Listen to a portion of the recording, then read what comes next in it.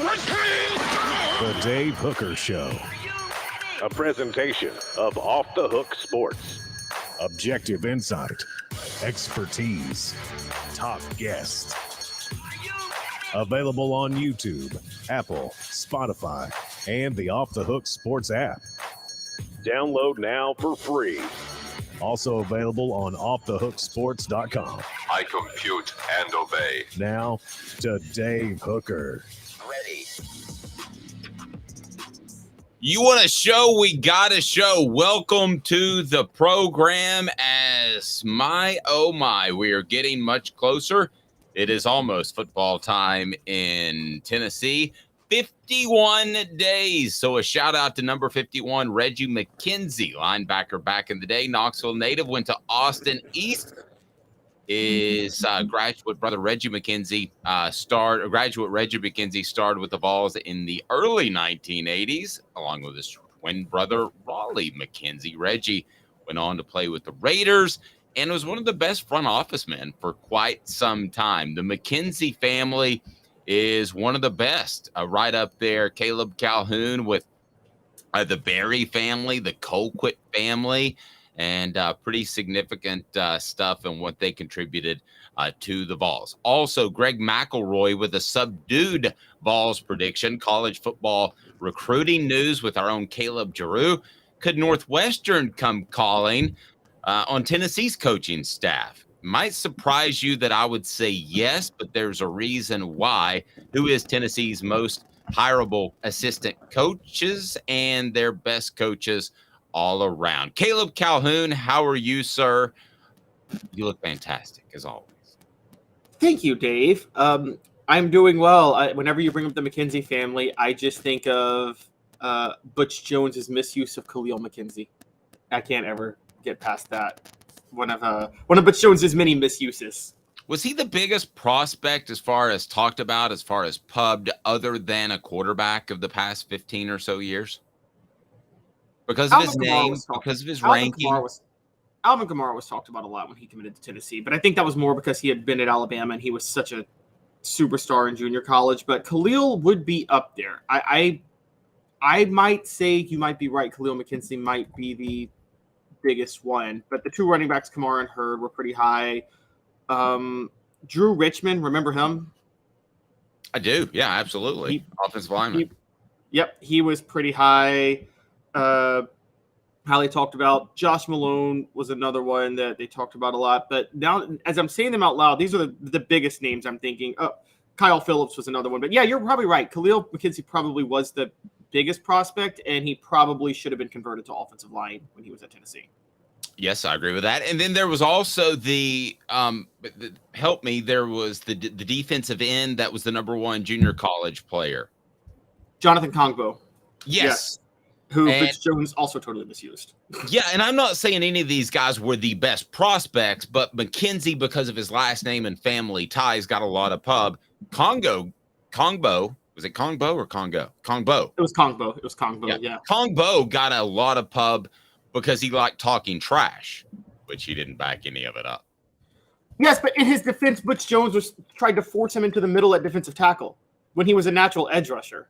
So when he got to Tennessee, he probably should have shaved off 10 pounds and become an edge rusher. And Butch Jones tried to put 20 pounds on him to make him a defensive tackle. So, Agreed. And then what about? Let me tell you what's happening now. Coach Ed Orgeron, his agent, is leaking news that he could go to Northwestern. I want to get into that a little bit later, but there's not a possible worse fit than Ed Orgeron to Northwestern, right? He would be the least intelligent person in the entire radius of that school. Honestly, I mean, would you not pay money to see Ed Orgeron at Northwestern? Ed Orgeron at an academic elite institution. Oh my gosh. Trying to tell those players to go to class. Wow. I want one of those players to ask Ed Orgeron to help them with their advanced AP or their advanced engineering class. Yes. Engineering 300. Yes. I'm having a problem in my 400 level, my 500 level journalism class. Could I get some help with that? Football. What's up, Hook? You used to always say, "What's up, Hook?" Sometimes in the middle of defensive line meetings. Boy, that was a bizarre time. It is time for today's tough question. It's brought to you by our friends at Zen Sports. Pro Football Focus names Tennessee as one of the 15 teams that could make the college football playoff in 2023. What do you make of that? Today's tough question brought to you by Zen Sports. Today's tough question. Take a side. Take a stand. The Dave Hooker Show, a presentation of offthehooksports.com. Okay, the question is, and it is on the Twitter right now, is Tennessee,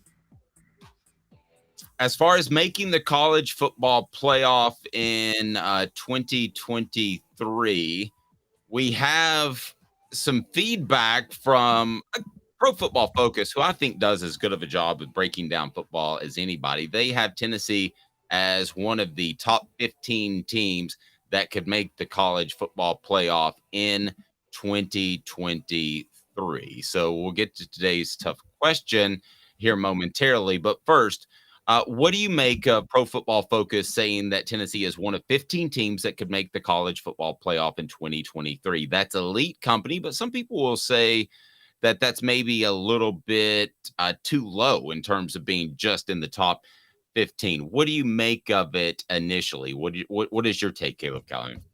I don't think it's too low because what they're doing is they're looking at all the teams that could make the playoff this year. And my take on it really stands out because of what they wrote about Tennessee. Because as you and I both know, you're right, Pro Football Focus is much more analytical. They're much more data driven. You shouldn't rely on them for judging things because there are flaws in their analytics, as there are flaws in any analytical method to determine football, quite honestly. Like, none of them are perfect. But one of the things that they're one of the first ones saying what me and you have said is possible, which is they're saying that Tennessee could actually be better than last year. If you break down the recruiting, if you break down the transfers, if you break down who you know is back, then there's an underrated chance Tennessee actually has a better team this year than last year. And I think that's kind of what stands out. And, you know, with guys like Brew McCoy and Oregon transfer Dante Thornton, they're talking about, yes, you lose receivers, but you return a lot of great guys. We're going to have Josh Ward on the show later to talk about Vols winning postseason awards. And he mentioned, hey, last year, Jalen Hyatt wasn't the favorite to be the best receiver at Tennessee. So in Josh Heupel's system, these stars are coming out of nowhere in reality. And so I think PFF recognizes that more than most. And they have Tennessee as one of 4 SEC teams that could make the college football playoff. The other 3 being the 3 obvious: Alabama, Georgia, LSU. So, I mean, that's not bad company. It's not. Okay, so let me ask you today's tough question. Is that too high or too low? Is that praise or shade that they're in the among 15 teams that could make the college football playoff in 2023? Praise or shade? Should they be a little bit higher? Caleb Calhoun, what say you? Well, I mean, I guess if I don't want to say they're lower because we don't know if PFF had done just 10 if Tennessee would have been in that or not. So maybe, I guess, is this too many teams that are competing? But I would say no. I think it's just right because, again, they're not ranking these teams. It's just the 15. And I think it's fair to say that you have about a collection of about 15 teams that could make the CFP any given year. So I don't know how you think about that. I think you're right at about 15. You know, like in the NBA, there's any NBA year, there's 4 teams that can win it. There's never more than 4 that have a realistic shot at winning into the finals in the NBA. And whereas in baseball and the NFL, it could be anybody. But NBA is never more than 4. College football, never more than 15. Yeah, I think the number's probably a little bit lower in teams that could win it. I think it's more along the lines of 10. So I'm going to say that just making the top 15, maybe it's not shade, but it's nothing that you should brag about because I think Tennessee is in the position of being a top 10 to 12 team. So it might not be shade, but I don't know that it's massive praise. It is a football team in Tennessee that has to answer a question at quarterback. So that's always going to knock you a little bit down in an analyst list that has lost a significant number of guys to the NFL. But I will say this. I think that Tennessee in my humble opinion, is a top 12 type of team to make the college football playoff. And if you don't have them in that level, then I would be surprised. So top 10 to 12, top 15 is fine. Go through, if you can, the other teams that are in the SEC that could end up making the college football playoff according to Pro Football Focus, and it's brought to you by Zen Sports, the new sports book in Tennessee, revolutionizing the way you earn betting rewards. That means no more deposit bonuses that turn into deposit nightmares. On Zen Sports, what you see is what you get. In their cash rewards program, you get a lot of cash. For a welcome bonus, earn an unlimited 5% cash back on your betting volume for your first 15 days when you sign up with the promo code HOOKED. That's right, HOOKED, HOOKED, unlimited.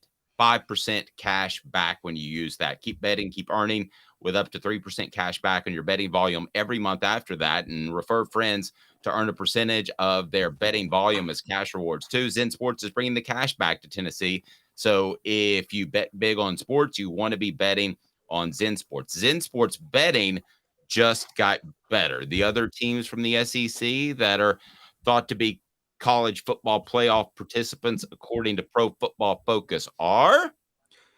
They are, and if Tennessee is going to be in the top 10 to 12, like you said, they won't supplant any of these teams because they are Alabama, Georgia, and LSU. Again, no surprise to anybody else that those three would be in there. I think it stands out, and it's good respect that Tennessee is in there with them, given that Tennessee has more questions than the other three right now. And I know everybody's going to be like, oh, well, Tennessee beat LSU 40-13 last year in Death Valley. But Dave, you and I know that was a 11 a.m. kickoff for LSU. And the game, it was before they had really hit their stride, and the game got out of hand way early because of a bunch of crazy things that happened. So I don't think if they play, I just love it when you go your crazy British voice. Well, that's when I'm saving that for when people have sanctimonious thoughts. Okay, that's like this isn't a sanctimonious. Good word. Okay, yes, I hate. Sorry, college football fans. Five-syllable word of the day. Hey now. Apologies to college football fans, but some of y'all are really dumb and sanctimonious about your teams when you think your team doesn't cheat, and when you think your team has integrity, and when you think your coach cares about his player development, and when you think your players are just the most decent, kind-hearted, spiritual people in the world. Yeah, y'all are dumb when you think that. I think there's a lot of truth to that. I do think Tennessee's in a unique position where this is a destination job for Josh Heupel. And I do think, and I'm not just saying this, that there's a lot of positive vibes around Tennessee, because I think that Josh Heupel... Dragon energy. Yeah, Josh Heupel either genuinely loves his players, and I believe he does at this point, or that's the best recruiting sales pitch of all time, because it's starting to take note, or is it take effect? And I think that you're right, though. A lot of 90% of the college football coaches would up and bolt. We talked about Schiano recently, how he left his entire staff to go recruit by themselves. We've seen what Lane Kiffin has done. I think Tennessee's in a unique position in terms of that. So Tennessee, one of the 15 teams that could make the college football playoff in 2023. I'll say that that's fair. And I'm actually going to reset today's tough question. Am I allowed to do that? Because the post is on Twitter, and I want to adhere to that if we can. So can I just reset today's tough question? Am I allowed to do that, Caleb? Sure. Okay. All right. Greg McElroy of College Football News Network, whatever he's with nowadays, predicts 9 games for Tennessee as far as wins. He says Tennessee, quote, will be in a bit of a correction and ranks them number 18, says they'll be around 9-3. He cites losing Hendon Hooker, the top 2 receivers that we know of course, Hyatt and Cedric Tillman, 2 offensive linemen, the most significant of which I don't think there's any question is Darnell Wright that they lost. So let's reset today's tough question as here we go. What about that? Today's tough question brought to you by Andy Mason, AndyMasonRealEstate.com. Today's tough question. Take a side. Take a stand. The Dave Hooker Show, a presentation of offthehooksports.com. All right, it's on the Twitter. I posted it this morning. If you haven't hit the like and subscribe button, please do so. So let's go to the Twitter poll if we can, Caleb. Cite that for me that I posted this morning.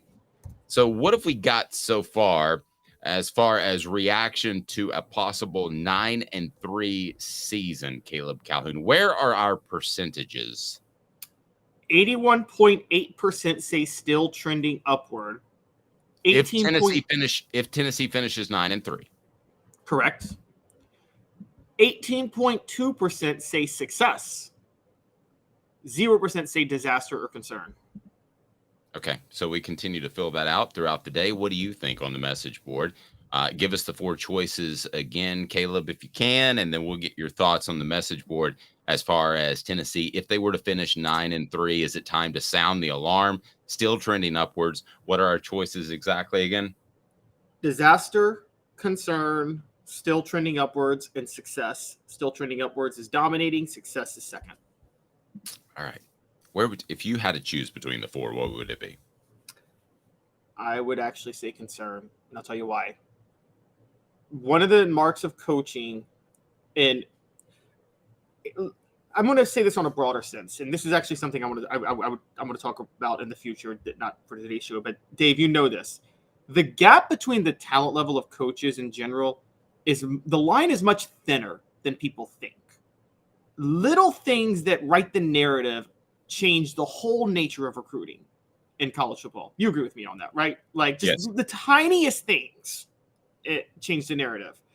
If Josh Heupel goes 9-3 this year, immediately every coach is going to jump on and say, hey, Tennessee regressed. They were just a flash in the pan.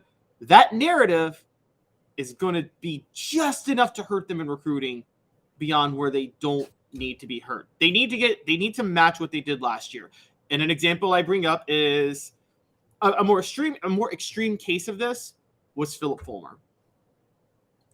It was self-inflicted. Fulmer did it to himself. But I will say where Fulmer was hurt was a lot of the national media coverage about Fulmer losing control of the program in the mid-2000s killed recruiting for Tennessee. I remember 2007. They won the East in 2007, but they started the year like 1-2 or 3-2 or whatever, and went unranked. And there were a bunch of national stories like Fulmer's lost it. I think that wrecked the 2008 recruiting class because that whole narrative was out there as Fulmer was trying to recruit. And so it didn't matter that he came back and won the East. And so little things like that, just the tiniest thing can mess up. I'm going to tell you why I think it would be concerning. And it's brought to you by Andy Mason, AndyMasonRealEstate.com. AndyMasonRealEstate.com is in North Knoxville, but can service the entire Knoxville area. AndyMasonRealEstate.com is my realtor. He should be yours. Best service, best prices in the biz. And AndyMasonRealEstate.com is where you need to go if you want to save money and have the best service. Let me tell you why right now that it would be concerning. And Travis hit on it on our message board. Travis says, but next year would be pulled up the wrong one. There we go. All right. So it says, considering our schedule, it'd be concerning to lose 3. Yeah, the schedule is the difference to me. If you would have told me that Tennessee is looking at a 9-3 season when Josh Heupel was hired, and they're going to be 9-3 in 2023, I think everybody would have said that's fantastic. But with the schedule and what Tennessee showed last year, it would be disconcerting. And I'm not saying overly disconcerting. Now, I'm taking out of the equation mass injuries or a coach leaves in the middle of the season because that would be disconcerting as well. But let's take out injuries. Let's take out fluky, crazy plays where Tennessee might slip up and lose to an A&M or a South Carolina. If Tennessee loses to Alabama and Georgia, there's no great concern in that. Tennessee is knocking on the door. As long as they're in those games, I think that's fine. That's understandable. You're not going to have a streak, I don't believe, where you beat Alabama 10 years in a row again. You're not going to dominate Georgia like Tennessee did in the 90s. So I think aside from injuries, I think it would be seriously concerning if Tennessee went 9-3. I'm not saying fire the coach, but I think that would mean a couple of things. It would mean Josh Heupel didn't handle the quarterback situation correctly, or Josh Heupel's offense has been figured out to some extent. That's disconcerting if one of those two things happens, because in my opinion, it would be the second time he didn't play the best quarterback or handle the quarterback situation correctly. So for those reasons, yeah, I think 9-3, even though that might sound crazy off a program that was in total disarray just a couple of years ago, I think that would be disconcerting, Caleb. Yeah, it would. I agree. Now, that's where I'm talking about, where I bring up, you got to start wondering, could he becomes dangerously close to going the Gus Malzahn trajectory if he goes 9-3 this year. Now, you don't want to use that. And for those that are younger or might not get your reference, I get it, but explain what that means. So Gus Malzahn came to Auburn in 2013 and immediately took a 3-9 team and went 12-2, won the SEC, had the greatest regular season game in the history of college football when Auburn beat Alabama, went to the national title and was a play away from winning it. Never came close to matching that. The next year went 8-5, then stumbled to 7-6, 8-5, 10-4, 8-5, 9-4, 6-4, and then was then fired because he can never match that first year.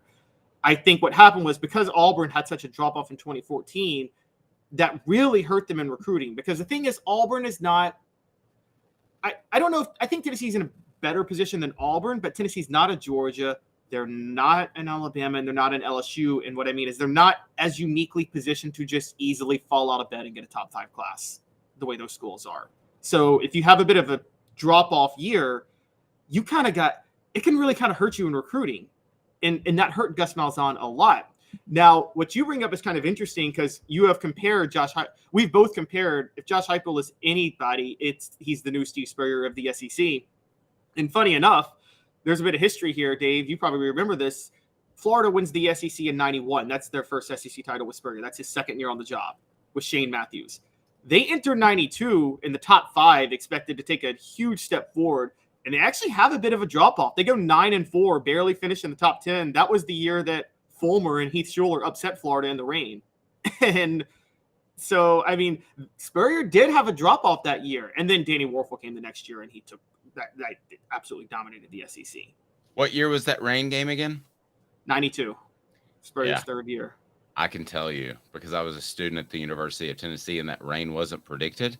And there might have been an awful lot of co-eds that were wearing white shirts that day in the student section. So what was more? Well, okay. I thought to myself, this college thing, man, this has got it going on. Football, and I hadn't met my wife yet. Football and basically a wet T-shirt contest at Neyland Stadium is what that day was. And how you're an SEC hardcore fan?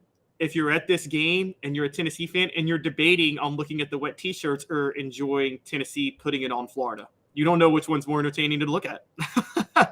You throw in Guns N' Roses, and it would have been the absolute perfect day. But yes, wet T-shirt contest at Neyland Stadium, and Tennessee beating. It wasn't ABC. Well, my understanding was ABC's telecast was knocked off the air that day, and if I remember, that was Todd Kelly's breakout game on defense. I don't remember, but I've read about it.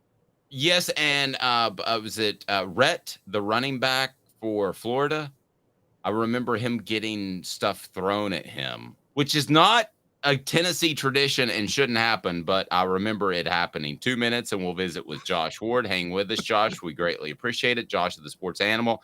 And we're going to discuss what players on Tennessee's football team could win awards. Hey, you got a Biletnikoff last year, and a Heisman Trophy was in the conversation, so it could happen. 2 minutes, and we visit with the one, the only, Josh Ward. Stay tuned. Off the Hook Sports. Our family has been creating jewelry since 1986, each piece unique with a story all its own. I'm Rick Terry with Rick Terry Jewelry Designs. I'm a jeweler, and I want to be your jeweler. We're grateful that you chose us to be Knoxville's best jeweler. My family and staff look forward to serving you. So please come see us. Kingston Pike and Campbell Station Road in the heart of Farragut and downtown on Gay Street, right next to the Tennessee Theater. Hi, Mike Davis here with City Heating and Air, reminding you to always dare to compare. Our team provides quality local heating and air service, installation, and maintenance across East Tennessee. We use only the best equipment like American Standard heating and air conditioning for your residential, new construction, or commercial needs. Honesty, dependability, and customer satisfaction have been the cornerstones of our business since 1961. City Heat and Air. Dare to compare. With all that sun, sand, and salt water, the beach is a very relaxing place. Unless you wear contacts. Ow!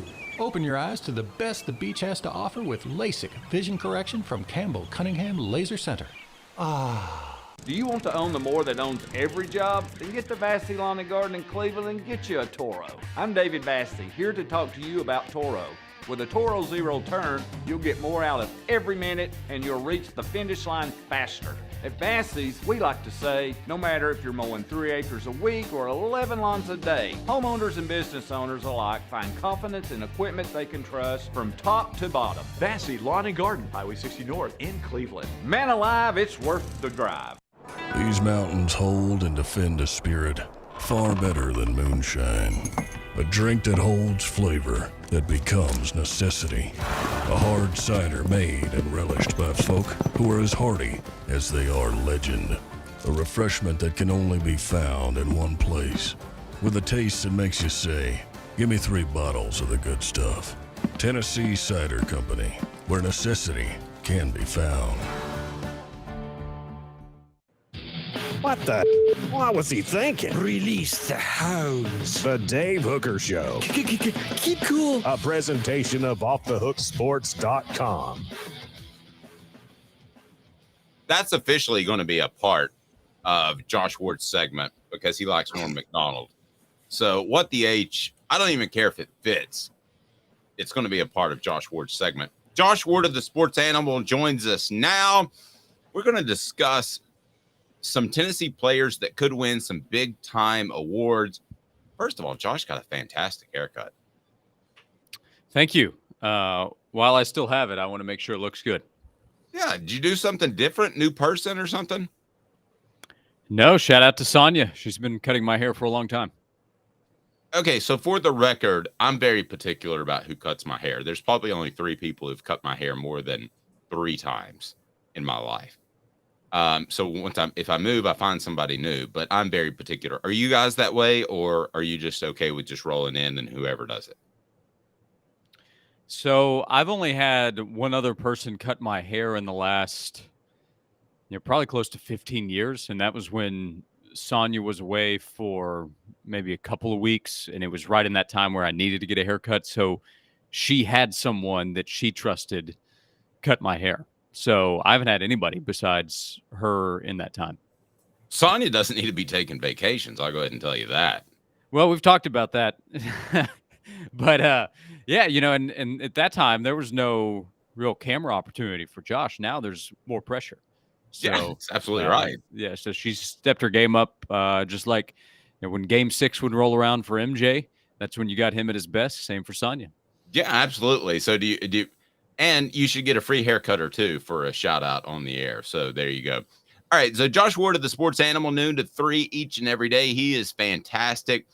We love having him on, and his column on Vols that could win big time awards is up or will be up shortly on offthehooksports.com. And Josh, it is funny that, had we had this conversation a year ago, and I'm going to stop doing this because the program has changed, but I'm going to do it one last time. If I would have mentioned Heisman, Remington, Blitnikoff, we would have all said that's crazy. Tennessee's nowhere close to that point. But after what we saw last year with Jalen Hyatt winning the Blitnikoff and with Hendon Hooker being in contention for the Heisman, and I think would have gone to New York had it not been for the injury, Tennessee's going to be in the conversation of these awards. I don't think there's any question. Yeah, I put Brew McCoy on the list with the Blitnikoff, and I put 2 guys on the list for 2 different reasons. Dante Thornton is the other. And with Brew, I mentioned in there, the projected number one, let's assume he is that for the conversation, the projected number one has to be in the conversation for the Biletnikoff Award every year with Josh Heupel as the head coach. It's easy to forget, but this time a year ago and through the first few weeks of the season, Cedric Tillman was on the radar for the Biletnikoff Award. Jalen Hyatt wasn't, but then Tillman suffered the injury and Hyatt blew up and took off, and he ended up winning the award. That's why Dante was also on the list, because he's the guy that right now doesn't really belong in the national discussion for the Biletnikoff Award, but neither did Jalen 12 months ago. And then he ended up winning it. So in this offense, it's going to produce the results. And then the Remington, top center in the country, Cooper Mays is terrific, and he's an important player on Tennessee's football team. He's one of the most important players. There's no question about that for Tennessee. So if the Vols continue to have success offensively and he continues to be at the center of that, well, then Cooper's going to get some attention as well. Josh, one of the ones you had on here that surprised me actually a little bit was you had Jalen Wright winning a Doak Walker. And I thought if there was a running back that was going to win a Doak Walker, why not have Jabari Small or Dylan Sampson? Why have Wright? Well, it's going to be difficult for any of Tennessee's running backs because they're all going to factor into the offense. But what if injury occurs? Injury is what allowed Jalen Hyatt the opportunity to then take it and run with it to get the Biletnikoff. Jabari Small's dealt with injuries the last couple of seasons. He's played through injuries, so he deserves a ton of credit. But he's more likely, I think, to have something happen that would limit his ability to put up the numbers. I don't think he's going to have the opportunity. Again, going in, I don't project that Jalen's going to have enough carries to get enough yards and enough touchdowns. But he did lead Tennessee in rushing last year. He did average 6 yards a carry, still put up 10 touchdowns. Small had the most at 13. But if Wright gets even more opportunity, I think the upside is a lot higher for him. The trust is probably still more with Wright as compared to somebody like Dylan Sampson, who also is an important piece of this backfield and this offense with his explosive ability. On our radio show a few weeks ago, we were talking about who could explode onto the scene, and I said Dylan Sampson because of his home run ability. But at the running back spot where Tennessee is going to rely on this season, we talked so much about the passing game, and we should, but the running game is going to drive a lot of what this offense does. I think Jalen Wright is the best choice there. So let's go through the list of possibilities that Josh's column illustrates, and that is Cooper Mays with the Remington Award, D. Williams with the Jet Award, Brew McCoy with the Biletnikoff Award, Dante Thornton with the Biletnikoff Award. These are all possibilities. Josh isn't projecting all of these. It'd be a heck of a year if Tennessee won all these. I mean, yeah, I bet they win at least 10 games again if they go 10 for 10, especially if they have two players split the Biletnikoff. That'd be crazy. For the first time, I'd be really impressed. For the first time in Biletnikoff history, they have split the award. Aaron Beasley with the Dick Butkus Award, Omari Thomas with the Outland Trophy, Jalen Wright, possibility for the Doak Walker Award, and Danico Slaughter with the Jim Thorpe Award, Charles Campbell, Lou Groves Award. And then I want to get to Joe Milton in a second. But out of that group, what do you think is the greatest realistic possibility if you had to pick one of those? Well, I would typically say Biletnikoff, but I also don't think they're going to go back-to-back and win the award. I think if Marvin Harrison stays healthy, he's going to get it at Ohio State because I think he's the best wide receiver, and he will go in getting so much attention and hype, and they're going to win a lot of games.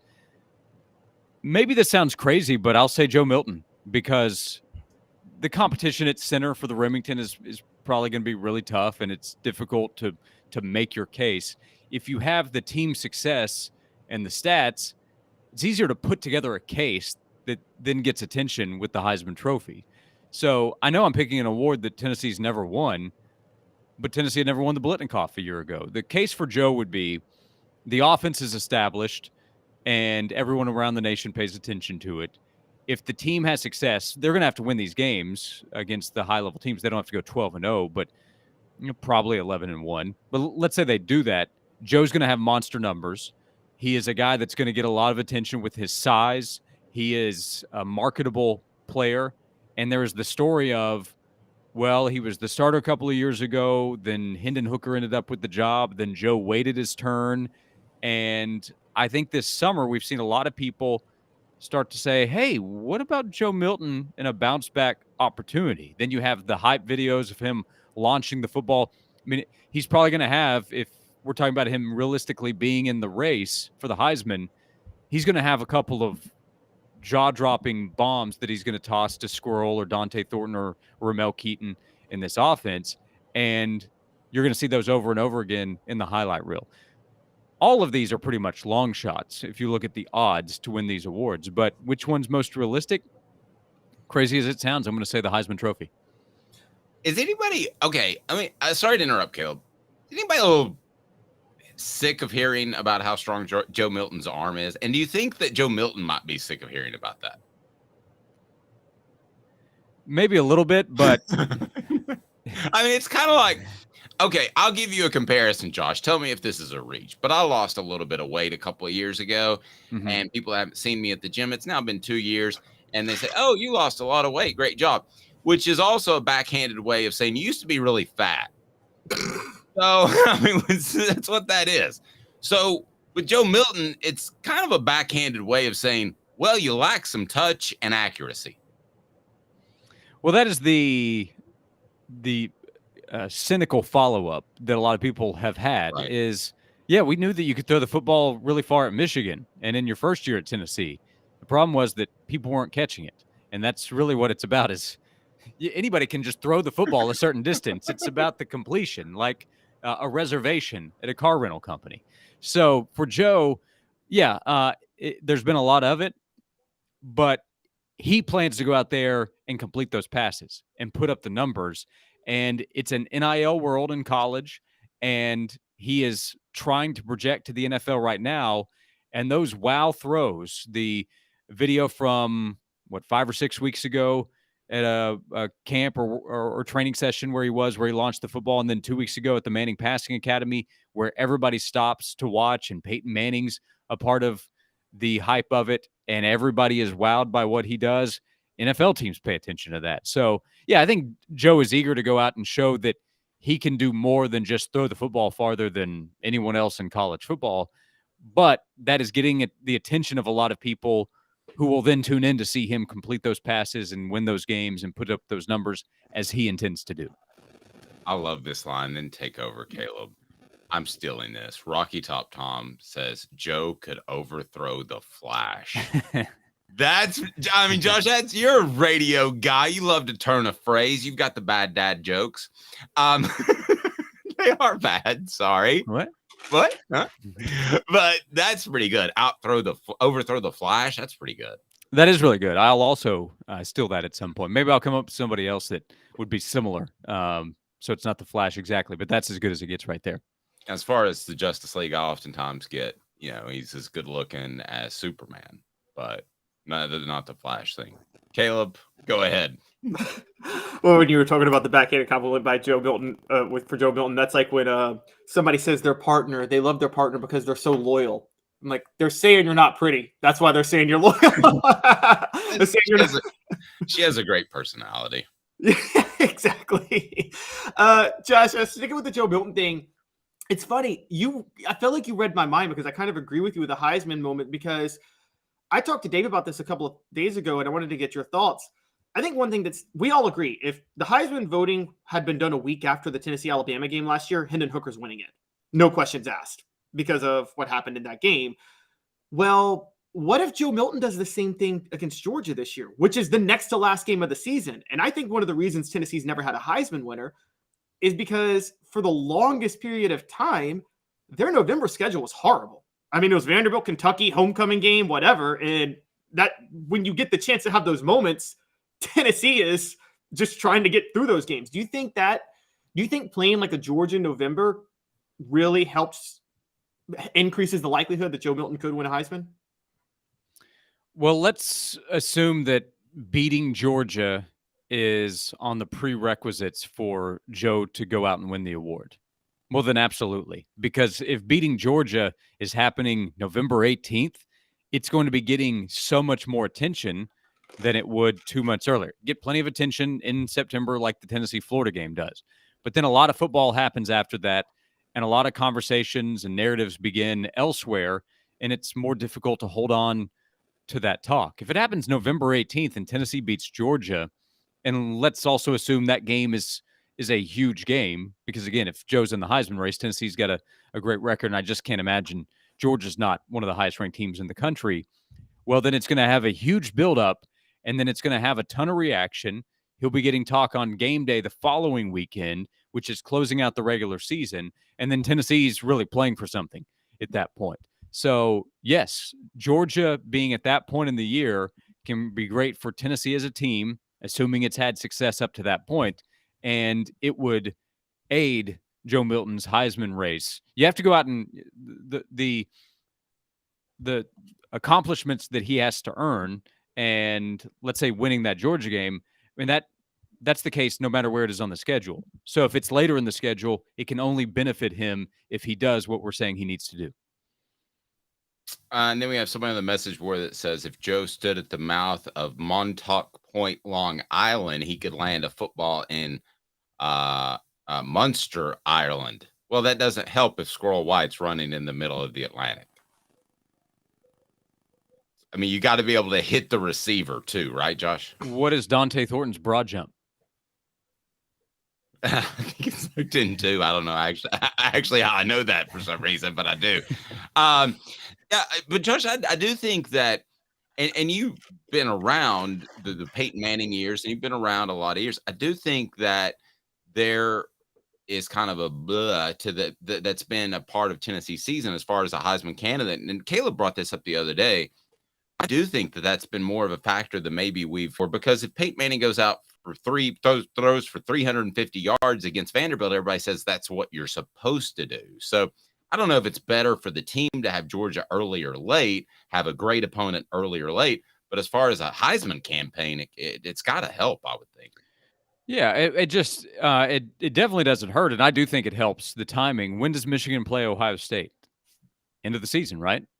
Well, Charles Woodson, do you think he benefited from his performance against Ohio State? If we're going to bring up who Tennessee's playing versus a competitor in the Heisman race is going up against. So, let's assume Caleb Williams is back in the race. They're going to play some big games late.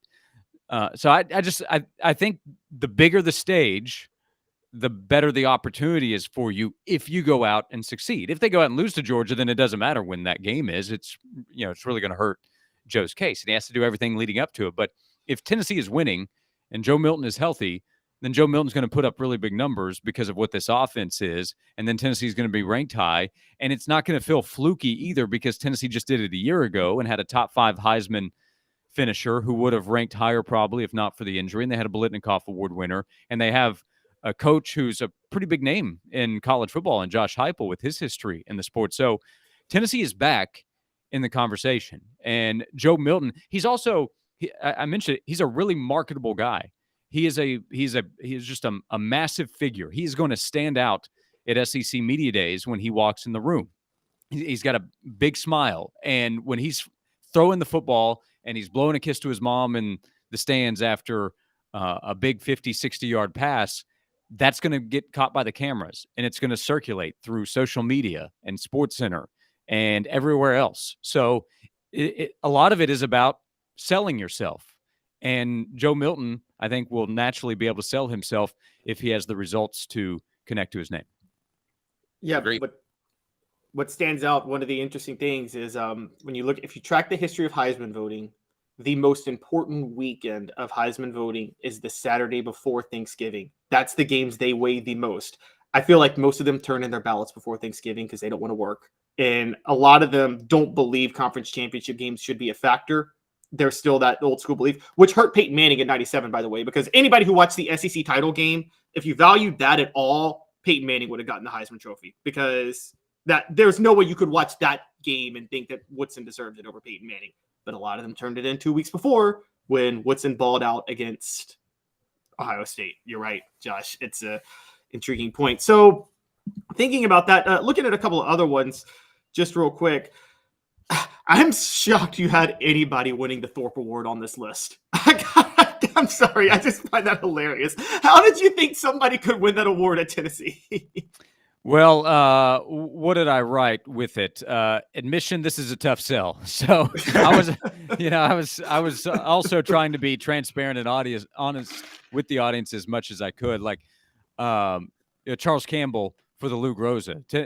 Tennessee scores too many touchdowns for the place kicker to have much of an opportunity. But what if he hits some game-winning kicks? I love Slaughter. I love the way he plays. I do too. He loves to hit people. So if this the case that I made for Danico is that if Tennessee's defense is better, well, then the secondary has to be better. And if the secondary is better, then I think Slaughter is an important part of that. And he has shown the ability to make big plays by delivering hits and picking off opposing passes. And if he's able to do that, if he's able to get a pick 6 or 2, and Tennessee's defense is better, and again, they rank high, team success is just a requirement for any of these awards that we're talking about, then maybe he gets himself into the conversation. But if you're looking for, if you find some wild Thorpe Award betting market, I wouldn't necessarily spend too much time or put too much of an investment into Danico or any Tennessee defensive back. There is no Eric Berry on this football team, so it's going to be tough. But choosing a player and trying to diversify the different awards that at least could be on the radar, Danico is such an important player. He's a guy that has worked really hard and clearly improved, and I expect to improve even more this year. Yes, and if you do that, though, if you do place your Lou Groza or whatever Jim Thorpe award, do it at Zen Sports. Download the app now. Zen Sports, gambling's real there in Tennessee, and cashback rewards as well. Josh, use the promo code hooked. And Josh, what would be bigger for this program now that we're in kind of happy land? Because would it be Joe Milton winning the Heisman or anybody winning the Jim Thorpe Award, which goes to the top defensive back? That is an interesting way of looking at it. Would you rather have the Heisman or the Thorpe Award? Because if you have a Thorpe Award winner, that likely means more toward the success route for Tennessee, because Joe could be top 5 in the Heisman, and that means they're doing well. But if they have a Thorpe Award winner, I think it means you're undefeated. Yeah, maybe so. But if he's winning the Heisman, then Tennessee's winning probably at least 11 games. I think there's a good chance of that. Are they going 10-2 and Joe wins the Heisman? Probably not. It's such a team award connected to the quarterback. So despite the great zag you're making to the conversation, I'm going to go back to the Heisman, because you know what also Tennessee doesn't have? A Heisman Trophy winner. So I think they have a national championship shot, and they have a Heisman winner to celebrate and more recruits that will come to the program. They can recruit better with a Heisman winner than a Thorpe Award winner, with all due respect to the award. Also, you could have a really, really bad secondary, and they just keep throwing one guy's way all the time, so he gets a lot of interceptions, but he gives up lots of yards. I'm going to say it. Tennessee went, would they go 7-5 when Eric Berry won the Thorpe? So doesn't necessarily lead to a playoff spot. I didn't think I'm going to say it Yeah. makes Deion. I've looked at some stats, and I've always claimed Deion Sanders was overrated because Jerry Rice would always get 100 yards, 150 yards on him every single time, and so did Michael Irvin. And everybody's like, oh, but he got an interception or two. But it's like, yeah, but he would always give up 100 or 200 yards to the best receivers. That's crazy. Have you watched Deion Sanders play football? Are we talking about the corner that played for the Falcons and the 49ers and the Cowboys, or is this a different Deion Sanders? Go track his stats. Go track his stats versus elite receivers. They almost always went over 100 yards against him. Always. Yeah. Caleb, craziness afoot. He'd rather he cared more about the interception than he did stopping them from gaining yards. Oh, you killed my line. I was going to say craziness afoot. By the way, Deion Sanders doesn't have to lose any appendages. I can say that as a guy that doesn't have a pinky toe. We're on the same level there. We both lost an appendage. It's a valuable appendage. Toby was able to get hers back. It's my second Seinfeld reference of the day. I'm still gonna stick to the side of Deion was great. Yeah, I think he was pretty good. But Deion gave up yards just so he could get his interception. Oh gosh! All right, Josh. I don't know. Look, one thing I'm gonna throw in there, and I think there's a viral cut of him just retelling the story, but. When he was playing, was this later in his career? I don't remember the spot. Maybe it was with the Cowboys, Dave. You might remember exactly. But at which point it doesn't matter. But Deion screwed up on a play on defense and allowed a touchdown. And he came over to the sideline and said, miscommunication, that was on me. I gave it up. But he was also returning. So they kicked the ball off. to Dion. Actually, maybe it was early. Maybe it was when it was with the Falcons. But again, either way, they kicked the ball off to Dion, and he takes it to the house for the touchdown and goes back to the sideline and said, there, I got it back. That's Deion Sanders. Thank you. So Josh what Ward you're saying is Deion Sanders was a net zero in terms of benefit. Josh Ward officially says that Danico Slaughter is the next Deion Sanders. You can follow his writing on offthehooksports.com and noon to 3 on the Sports Animal. He is fantastic. Josh, thank you, sir. Next week, why Steph Curry's shooting, is it really all that great? We'll take a look. No. Deion Sanders was the Allen Iverson of the NFL. Well, he's pulling up 5 feet behind the three-point line. Nobody's there to defend the shot. It's too easy. Deion Sanders' stat line is like Allen Iverson scoring. AI scoring is so overrated because he took way too many shots and he was actually a drawback for his teams there. AI, the 5'11" guy that was stepping over defenders in the NBA Finals? What are we doing? Dikembe Mutombo got them to the finals, not AI. Muhammad Ali footwork overrated. I don't, I think those videos are sped up. I don't. Why Jordan wasn't that clutch? Oh man! Some people said he wasn't until '89. Oh, there he goes. There he goes. It took '89. It took that shot over the Cavs before people were saying that. You've read the SI articles. People said Jordan wasn't a winner in his. As a matter of fact, there was an SI column that said at one point Jordan's a scoring champion, but not a champion. It's a freezing cold take, but why Tom Brady is overrated. All right. Great stuff, Josh. We'll let you out of here. Thank you, sir. That Dale Earnhardt, I don't know. We'll see you guys. Ron Iverson was better than Deion. See you, Josh Ward. His column is up or will be shortly. And also listen to him noon to 3 on the Sports Animal. Coming up. Do you think Deion could tackle you? Because he couldn't tackle either. You think you could elude Deion Sanders? I don't think he wanted to tackle anybody because he realized that's not where the money was made. Should Tennessee be worried about losing an assistant, as Northwestern is going to be looking for coaches at a really odd time? I'm going to tell you why you should at least be concerned in exactly 2 minutes. He's Caleb Calhoun. I'm Dave Hooker, Off the Hook Sports. Sun, sand, and salt water, the beach is a very relaxing place. Unless you wear contacts. Ow! Open your eyes to the best the beach has to offer with LASIK vision correction from Campbell Cunningham Laser Center. Hi, Mike Davis here with City Heating and Air, reminding you to always dare to compare. Our team provides quality local heating and air service, installation, and maintenance across East Tennessee. We use only the best equipment like American Standard heating and air conditioning for your residential, new construction, or commercial needs. Honesty, dependability, and customer satisfaction have been the cornerstones of our business since 1961. City Heat and Air. Dare to compare.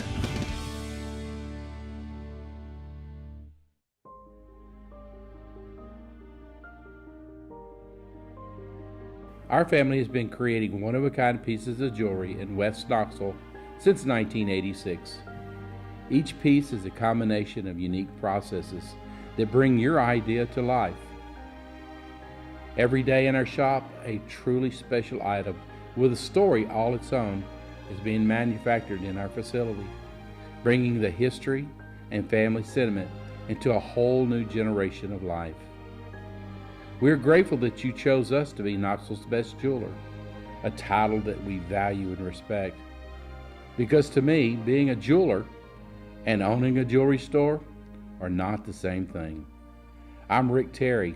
I'm a jeweler, and we want to be your jeweler. Kingston Pike and Campbell Station Road in the heart of Farragut, and downtown on Gay Street right next to the Tennessee Theater. When you want a hard cider that's easy to enjoy, one that's crafted to perfection, you need Tennessee Cider Company. Some say it's the signature cider of the South. Others say it's the cure to your craving. They all say you'll savor every sip. With a selection of ciders free to sample, all it takes is one taste. Visit tncidercompany.com for more information, as well as to shop our ciders and merchandise online. Thirsty yet? Doors open at 10 a.m. Who's this guy? Hello, wizard. The Dave Hooker Show, a presentation of Off the Hook Sports. What? YouTube, Apple, Spotify, and the free Off the Hook Sports app. Back to Dave Hooker. All righty, so you got the Northwestern situation, and And first of all, if anybody was mistreated, I absolutely hate that for young people. I mean, I guess technically you're an adult at 18, but goodness gracious, you can be put in the wrong situation and bad things could happen. But you're at a really weird time in the calendar of college football. And here's why Tennessee should be somewhat concerned that Northwestern could eventually come calling for one of their coaches, Caleb. And the reason is because you're at a weird time in the college football calendar. So you certainly have guys locked up in contracts, but a lot of these contracts say that as long as it's not a lateral move, you could be hired away. So it's very similar to how Lane Kiffin got the USC job. They went to everybody before Lane Kiffin, Sarkisian, Jack Del Rio, basically everybody but Pete Carroll, who landed them in NCAA issues. So they went to everybody before they got to Lane Kiffin. It was a very odd time to try to hire a football coach because if you remember, most of the coaches have been hired at that point, and Pete Carroll left at a strange time. So should Tennessee be worried about somebody from Northwestern calling for one of their coaches? I say, yeah. I mean, I think that any program that's had success over the past couple of years should be concerned. Caleb? I don't think they should, and I'll tell you why.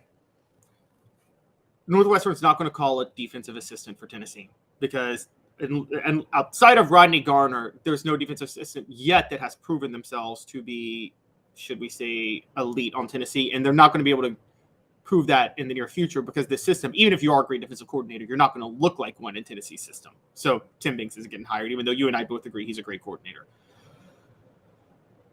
If you're on offense, where you might get called, if you have a functional brain, you're not taking the Northwestern job because you would realize very quickly you have a much better chance to build your coaching profile staying as an assistant at Tennessee and getting a job somewhere else down the road than going to this toxic brand that is Northwestern right now, which is, it's not as toxic as like Penn State or something, but it is scandal-ridden. You're following the best coach, the most beloved coach in program history, and it's one of the 5 worst jobs in college football. And so wouldn't you be better off staying as an assistant at Tennessee and doing what Alex Golesh did, getting the job at South Florida, maybe another really high-profile group of 5 school that could be very, very good comes calling? I mean, I think if an offensive assistant at Tennessee is dumb enough to take the Northwestern job, then they're not smart enough to be on Josh Heupel's staff. That's what I'm going with. Okay, I see where you're going. If Alex Golesh hadn't left, I would be very concerned.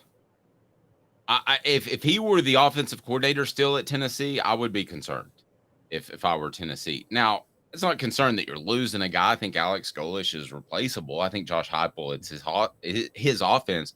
But when I look at Tennessee staff, you're right. Banks isn't going to get consideration. Garner's probably a little bit long in the tooth to get that type of job, which is really a rebuilding job all over again under Pat Fitzgerald. They went 1-11 last year. And Tennessee's replacement for Golesh and Alec Ablin, I mean, we're talking about guys that are unproven. But if Alec Golesh was still on this staff, he's one of the first people I would call if I were Northwestern. But Dave, if you're Alex Golesh and Northwestern calls you, are you taking that job or are you staying at Tennessee as an assistant for another year and waiting for a better job to come? You don't like the Northwestern job as much as I do. I think it's a better job than you think it is. I think it's a better job in South Florida, where Golesh is.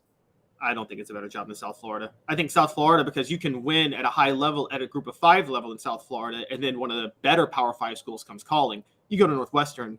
I'm sorry. I think it's a really, really, really bad job.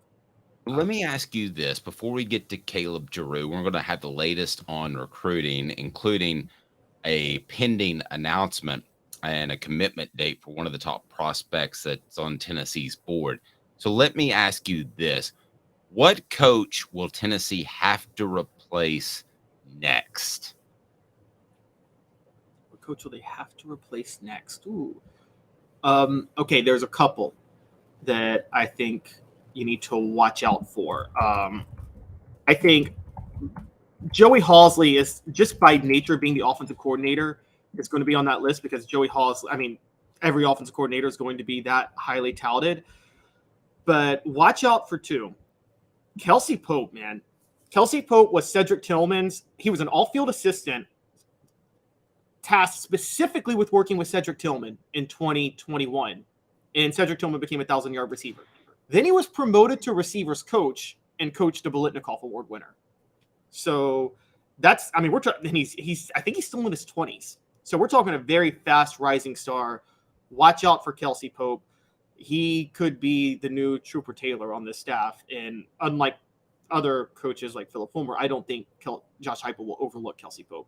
The other one who I think is getting a lot of respect as a recruiter, even if you might question his coaching acumen because he's a running backs coach, but Jerry Mack, the running backs coach, he has a lot of recruiting connections. And if you're a school that, you know, Memphis, just to give you an example, University of Memphis, Ryan Silverfield might be on the hot seat this year at Memphis. Jerry Mack has a lot of Memphis connections, and he can recruit that area very, very, very well.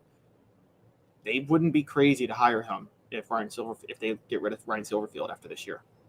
I think the next coach that Tennessee is going to have to replace is probably Rodney Garner. I mean, he is getting a little long in the tooth. I don't have any reason to think he's going to retire at some point, but you would think, you know, he was born, I believe, in 66. So how old would that make him if you want to do some quick math for me? And he is still a fantastic recruiter, very tireless at his age. So I don't have any reason to believe he's going to retire anytime soon, but he was born in 66. How old would that make him? He's 57 years old.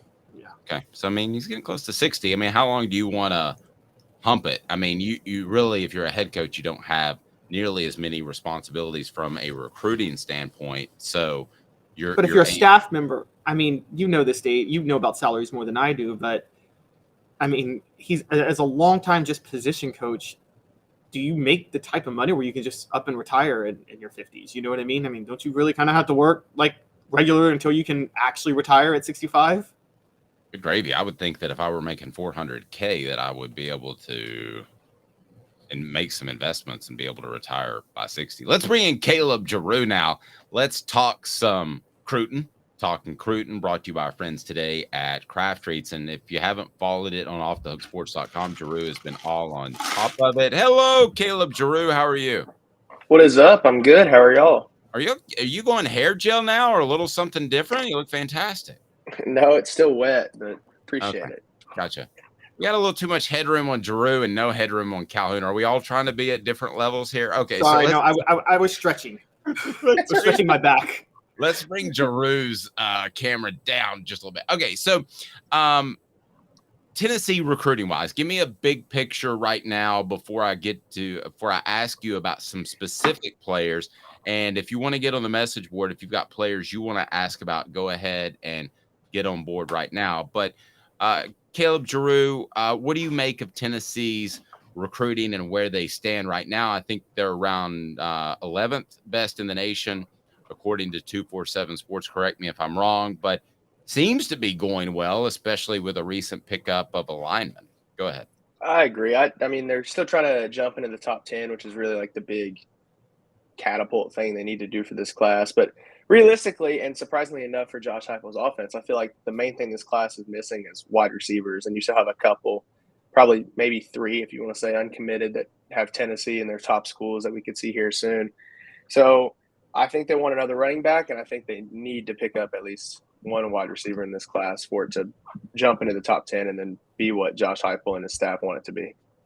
Okay, so before I get to Amari Jefferson, who has announced when he will announce his commitment, he is a receiver at a Baylor in Chattanooga, and it's a natural transition. But let me throw this out to both of you guys. Is there a chance that receiver is the one position that Josh Heupel, Caleb Jarreau, let me go with you, that Josh Heupel leans on the transfer portal more than any other position because he's got a year to see them in college football? And he also has something incredibly great to sell. You can step in and be a 1,000-yard receiver in one transition year. Could this be the position that Josh Heupel most leans on the transfer portal, you think? I think it could be, mainly because he probably doesn't want to settle at wide receiver. So you think about other positions, if you can't get the 5-star, 4-star, and there's a 3-star available that you still like, you can pick him up. Josh Heupel probably doesn't want to get a 3-star wide receiver, and then you have to make him a project for 2-3 years when in his offense you need receiver depth and they need to be instant impacts. So I don't doubt that he'll use the transfer portal to pick up wide receivers. We saw him do it with Dante Thornton. And probably at wide receiver, that is not the worst plan if you can't get a good guy out of high school. But I really think it's just about not settling for lower ranked wide receivers, and he's only getting guys that he wants and can see in his offense. Well put. I know Caleb wants to jump in. If you've got any prospects, again, that you have a question about, put them in the chat and we'll throw them at Jarreau and he will have a fantastic answer. So let's go to Amari Jefferson. Been committed to Tennessee's baseball team since June 2021. On the football side of things, competition is a little bit different. Alabama, Georgia, and Tennessee, after the 4-star wide receiver, those are the top 3 schools. He set a commitment date for August the 5th. So how do you weigh the baseball commitment? Is it really anything anymore?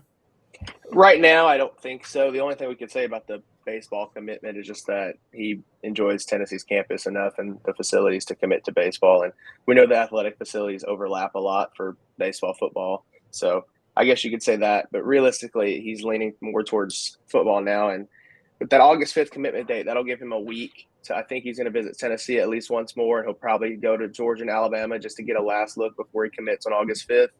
But with his commitment, like you said, it's getting a lot more getting a lot tighter than his baseball commitment was, and it seems almost that he's swaying more towards an Alabama or Georgia than Tennessee right now. Before we get to Calhoun, Rocky Top Tom asked update on Mike Matthews. What can you tell us about Matthews? Yeah, I mean, we could probably see a commitment from Matthews here late July, early August. I'm pretty sure he's a guy who wants to commit before his senior football season to kind of get out the way so he can just play football during his senior year. But he's one of the guys we just talked about where Heupel is not going to settle for a receiver they don't want. And Mike Matthews is a guy that could probably pick up and put in as a freshman or a sophomore. He's got a build that fits the offense, 6'1", 180. He's a 5-star, really good prospect out of Georgia, the number 4 wide receiver in this class. And he'd probably be the top prospect in this class at all that could catapult him into the top 10. So Mike Matthews is a guy they want, and he's a guy that they can probably land if they keep recruiting him after this dead period. And I really think they just have to beat out Clemson and USC for him. Before, I want to ask you guys both about a recruiting strategy that I think may be a little bit different. But first, Jarreau, I just want to ask you a hypothetical real quick. Because the thing I love about Jarreau in his youth is he's not clouded by nostalgia, unlike Dave over here. And so, Jarreau, goodness, it's a playoff game. And the matchup of the game is an all-pro cornerback versus an all-pro wide receiver. And the all-pro wide receiver gains 192 yards and scores 2 touchdowns through the air. You'd say the all-pro cornerback played pretty horrible in that game, right? Who won the game? Well, the quarterback's team won the game, but the receiver he was guarding had 192 yards and a touchdown. And 2 touchdowns. You would say they won the game in spite of the cornerback then, right? I mean, it's hard because the cornerback is not, believe it or not, no matter how much Jalen Ramsey wants to say it, the cornerback is not the only guy tasked with guarding that wide receiver. Well, in this case, it was he might get burned over the top because his safety was sleeping. In this case, it was the case because Deion Sanders was tasked with guarding Michael Irvin, and he gave up 192 yards and 2 touchdowns. What an awful game! What an awful game! San Francisco beat Dallas in spite of Deion Sanders in 1995. Okay, so just want to bring that up. It was the 94 season, pretty torrid comeback. Let me ask you about some of these prospects that you wrote about recently and what Tennessee needs. So you wrote about the interior defensive line, wide receiver who we've addressed, and running back. So let me go with Williams Winery, number 3 prospect in the nation. What do you think of him? I wrote about interior defense because they do have a couple guys on the interior defensive line, but mainly a lot of theirs will end up being edge rushers. So Williams Nwaneri is a guy who would probably be, like we said before, when Amari Thomas graduates, he would be the guy you fill in because he's just a ready-to-play prospect out of Missouri, 6'5", 250-pound lineman. He's trending towards Georgia and Oklahoma right now. It seems like Tennessee might be third in his recruitment, but he seems like a guy where his recruitment will go long to his football season, so that gives Tennessee a chance to kind of get back in the race for him. And we've seen Josh Heupel use his connections in Missouri, and some of his staff use their connections in Missouri as well. So he's the number 1 lineman out of Missouri, and he could be a game changer if Tennessee picked him up. What about Camarion Franklin, number 44th prospect in the nation? Visited Tennessee 3 times. That has to be a pretty good sign, right? Yeah, and his recruitment is another one that will probably go into his football season. He's hinted at maybe making a decision before, but then he locked in an official visit with Auburn for September. So I figure we'll probably have to wait a little longer for his recruitment. And he's a guy who's probably kept the cards closer to the vest. You know, he's out of Lake Cormorant in Mississippi, which is basically Memphis. So he's a 6'5", 265-pound lineman. He obviously holds Tennessee in high regards. Like you said, he's visited them a ton. But he's got an official plan to Auburn, and it's kind of been a Tennessee-Auburn thing really with him. So I'm interested to see where his recruitment goes, and we'll probably find out a lot more about him once the dead period ends and we kind of get into football season. Discuss, if you can, along with an update on Braylon Russell, the running back who had been committed to Arkansas, what you think that Josh Heupel's philosophy is in recruiting running backs. Yeah, so Peyton Lewis, who's been peer recruiting Braylon Russell and committed since the end of May, he's kind of said that Jerry Mack and Josh Heupel have called him and Braylon Russell thunder and lightning. So speed, and then Braylon Russell would kind of be the more third down back with the bigger body. So I feel like that's kind of Josh Heupel's mantra. If you see the last couple classes, he takes 2 running backs, and he's tried to get like a Khalifa Keith where one of them can be a third down back that you can trust to get 2-3 yards, because Princeton Fant's gone. And I don't think in the future Josh Heupel wants to rely on his tight end to do that anyway. So I feel like we're going to see Josh Heupel recruit the faster running back like a Peyton Lewis, who's a state champion track runner, and then a bigger guy like Braylon Russell.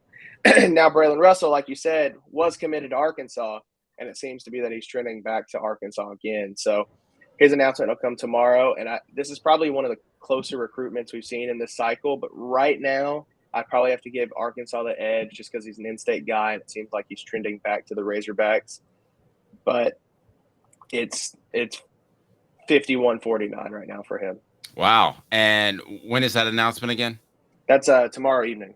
And do we know what time yet? Eastern Standard?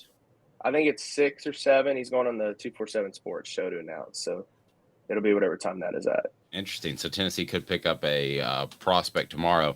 Other than that, I want to ask you who you feel really good about on Tennessee's board. And Jarreau's recruiting update, which is just fantastic, and he's been all over it, is brought to you by our friends at Craft Treats. Go to crafttreats.com, use the promo code Off the Hook. That's the promo code Off the Hook. You save 20% on their pet treats, and they also have the chill pills with the CBD that will help with your pet's digestive issues, anxiety issues, or maybe even arthritis. crafttreats.com. Support our advertisers and our sponsors. crafttreats.com. Use the promo code Off the Hook. So, Jarreau, give me 3 guys that you feel, and it can be somebody you've already mentioned too, but you feel pretty good will be Vols eventually.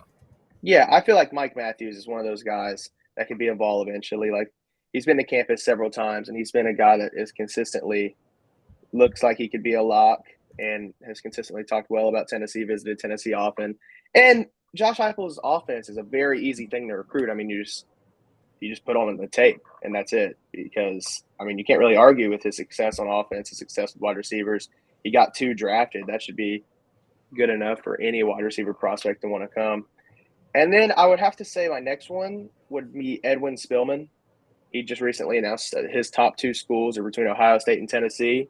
Now, his might not be as cut and dry as we thought before. It seems his relationship with Ohio State is very tight, but his brother's still at Tennessee, still an in-state kid. I feel like that's going to be very hard to pass up to go north to Ohio State. And then third, I'll go with this is probably the farthest reach of the 3, but I'd say Camarion Franklin, just because his relationship with Rodney Gardner and some of the defensive staff is very strong right now. He's basically an in-state kid, 30 minutes south of Memphis, and he's been to Tennessee several times. And I feel like for him, if you can play in Tim Bake's defense, which will be, for defensive linemen, you put your foot in the ground and you get the quarterback. or if you can go to Hugh Freeze and Auburn, which we have no idea what they'll look like, I feel like Tennessee will probably be the way he'll sway. Can I ask a recruiting strategy to both of you guys real quick? What y'all think? Yes, I did want to make one reference to see if I could test Caleb and Calhoun and show my age at the same time. Is Camarion Franklin at all related to Abreu Franklin? Do you remember that name, Calhoun? Oh, wow. Wasn't he on the 2002 front four? Man, Calhoun, I hate you. You remember guys I covered better than I do. All right, get your recruiting philosophy here. Okay, so you guys talked about maybe Heupel would do the transfer portal to get wide receivers because he doesn't want to settle for projects, and I would agree. But I wonder, what if the reverse happens now? What if, because Tennessee is such an attractive place to play receiver, in the age of NIL, do you think it's possible that Heupel can just easily now get like 3, 4, and 5-star receivers every year in his recruiting class, and not even have to use a lot of NIL money because, let's be honest, receivers are going to come to Tennessee regardless of NIL because they realize that'll put them in the NFL. And then they can use that NIL money to go after a lot of transfers at the offensive line position or the defensive line position where he may struggle a little bit more to recruit. Could it possible he does that strategy? I think they have to beat Alabama and Georgia a couple years before that could actually take place. I think he has to be more solidified because right now you still see, like an Amari Jefferson, where he's trending towards Alabama and Georgia, even though he is a wide receiver, and we have no idea who's playing quarterback for Alabama or Georgia in the future. So I feel like maybe in the future, yes, 2, 3, 4 years down the road. I just don't think they're there yet. We also haven't seen the wide receivers. They've gotten drafted, yes, but they haven't had success in the NFL. So it's easy to say you put wide receivers in the NFL and they haven't played a snap yet. So I feel like in a couple years we could see that maybe. But also in a couple years, they could have so much NIL money, it doesn't matter, and we're having a conversation for no reason. Great stuff. He's Caleb Jarreau for Caleb Calhoun. I'm Dave Hooker. This has been a presentation of Off the Hook Sports. We'll have the latest on potential Tennessee commitment on offthehooksports.com. Thank you, Jarreau. Thank you. I caught you mid-sip. What are you drinking there? Bloody Mary? Just some water. Okay. All right. That's good. Well, I know you're a Louisiana cat, so I know how you LSU guys can party. So I always wonder. All right. For Jarreau Calhoun, I'm Dave Hooker.